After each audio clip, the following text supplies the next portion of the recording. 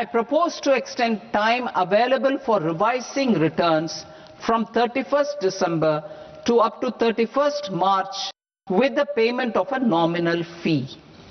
I also propose to stagger the timeline for filing of tax returns. Individuals with ITR 1 and ITR 2 returns will continue to file till 31st July, and non-audit business cases or trusts are proposed to be allowed time till 31st August.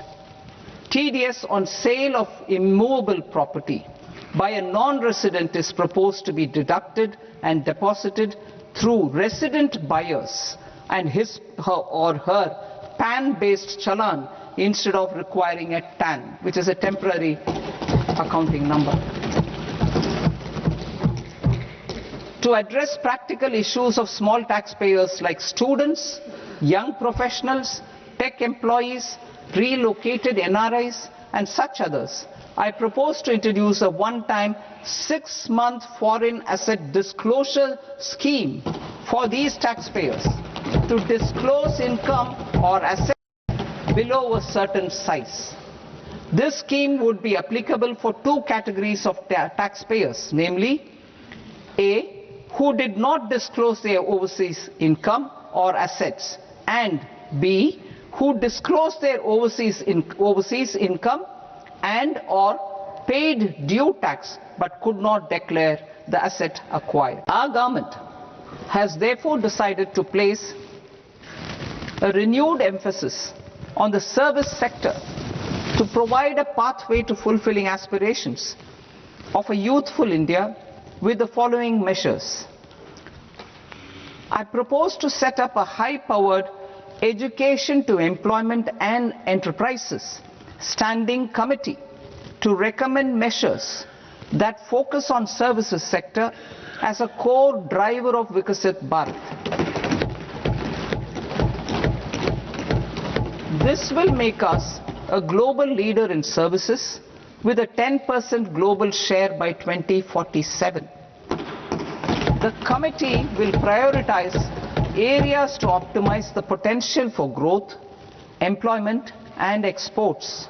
They will also assess the impact of emerging technologies, including AI, on jobs and skill requirements and propose measures thereof.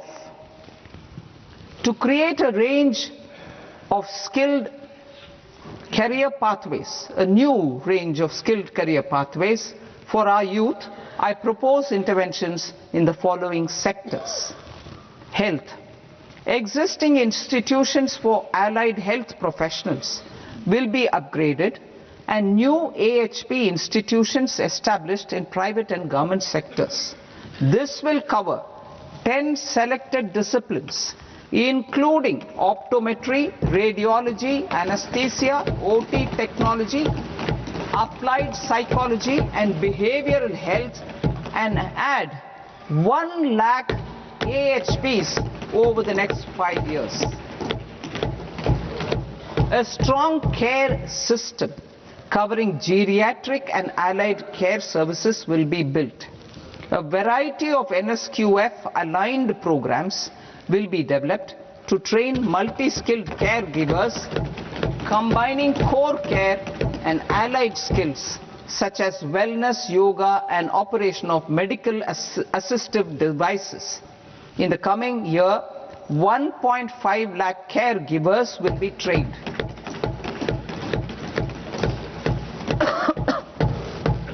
Hubs for medical value tourism. To promote India as a hub for medical tourism services, I propose to launch a scheme to support states in establishing 5 regional medical hubs in partnership with the private sector. These hubs will serve as integrated healthcare complexes that combine medical, educational and research facilities.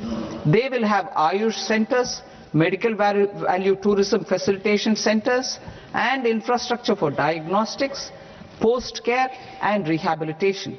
These hubs will provide diverse opportunities, job opportunities for health professionals, including doctors and AHPs. Ancient Indian yoga, already respected in several parts of the world, was given a mass global recognition when Honorable Prime Minister took it to the UN. Post-COVID, Ayurveda gained a similar global acceptance and recognition. Exporting quality Ayurveda products helps farmers who grow the herbs and youth who process the products. To meet growing global demand, a few more steps are being taken. I propose to 1. Set up 3 new All India Institutes of Ayurveda. 2. Upgrade Ayush pharmacies and drug testing labs for higher standards of certification ecosystem and make available more skilled personnel. 3. Upgrade the WHO Global Traditional Medicine Center in Jamnagar to bolster evidence-based research, training and awareness for traditional medicine. Animal husbandry.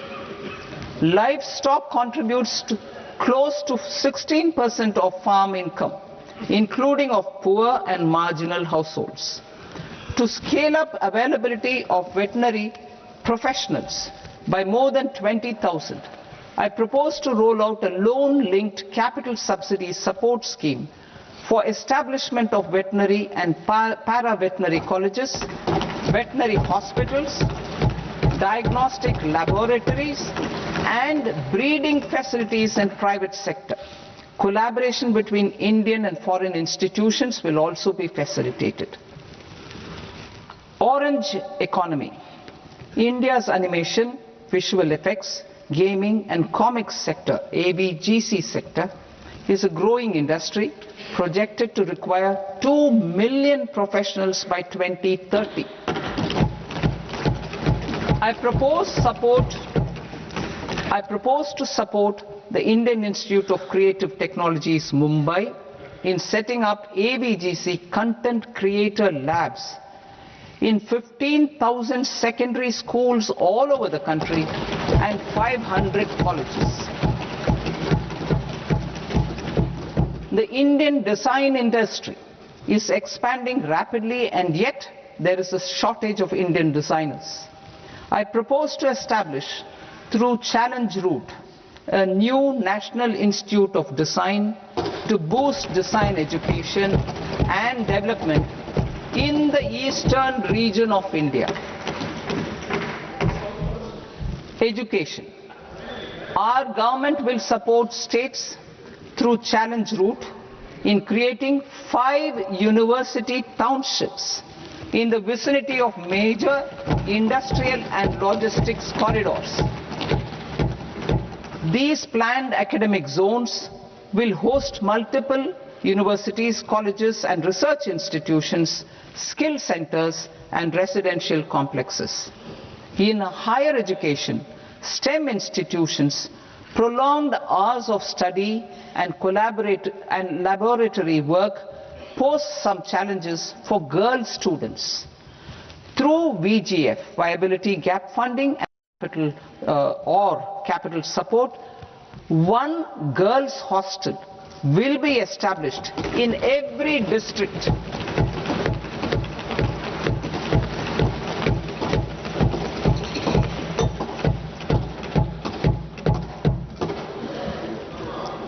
To promote astrophysics and astronomy via immersive experiences, 4 telescope infrastructure facilities will be set up or upgraded. The National Large Solar Telescope, the National Large Optical Infrared Telescope, the Himalayan Chandra Telescope and the Cosmos 2 Planetarium. Tourism. The tourism sector has the potential to play a large role in the employment generation, forex earnings and expanding the local economy. I propose to set up a National Institute of Hospitality by upgrading the existing National Council for Hotel Management and Catering Technology. It will function as a bridge between academia, industry and government. I also propose a pilot scheme for upskilling 10,000 guides in 20 iconic tourist sites through a standardized, high-quality 12-week training course in hybrid mode in collaboration with the Indian Institute of Management. A national destination digital knowledge grid will be established to digitally document all places of significance, cultural, spiritual and heritage. This initiative will create a new ecosystem of jobs for local researchers, historians, content creators and technology partners. India has the potential and opportunity to offer world-class trekking and hiking experience.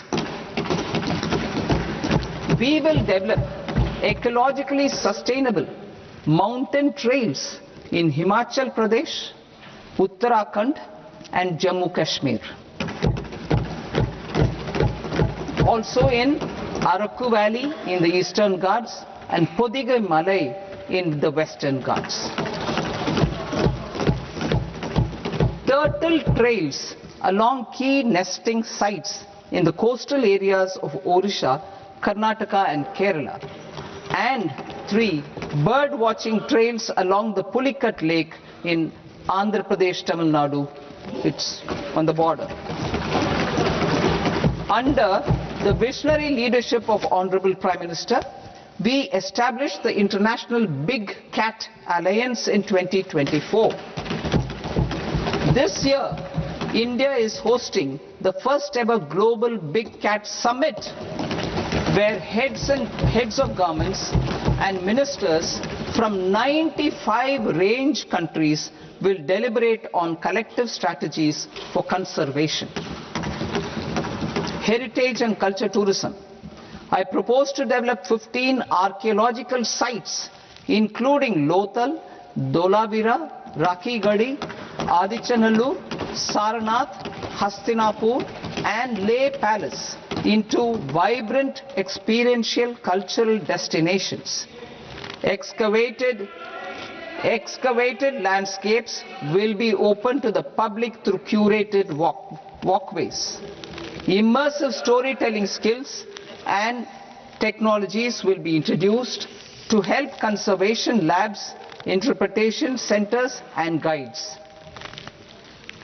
The sports sector provides multiple means of employment, skilling and job opportunities. Taking forward the systematic nurturing of sports talent which is set in motion through the Khelo India program earlier, I propose to launch a Khelo India mission to transform the sports sector over the next decade.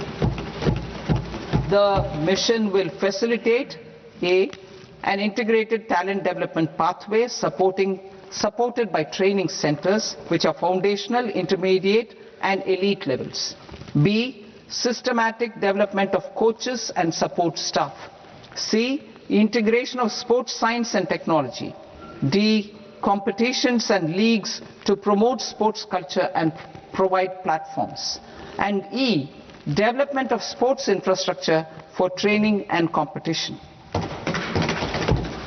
Our third Kartavya aligns with our vision of Sabka Saath, Sabka Vikas towards Vikasit Bharat. This requires targeted efforts for 1. Increasing farmer incomes through productivity enhancement and entrepreneurship, with special attention to small and marginal farmers. B. Empowering Divyangjan through access to livelihood opportunities, training and high-quality assistive devices. C. Empowering the vulnerable to access mental health and trauma care. D. Focus on the Purvodaya states and the Northeast region to accelerate development and employment opportunities. Fisheries. We will undertake initiatives for integrated development of 500 reservoirs and Amrit Sarovars. 2. Strengthen the fisheries value chain in coastal areas and enable market linkages involving startups and women-led groups together with fish farmer producer organizations. Animal husbandry. To provide quality employment opportunities in rural and peri-urban areas, we will support the animal husbandry sector in entrepreneurship development through A credit-linked subsidy program, B, scaling up and modernization of livestock enterprises, C, enhanced creation of livestock, dairy and poultry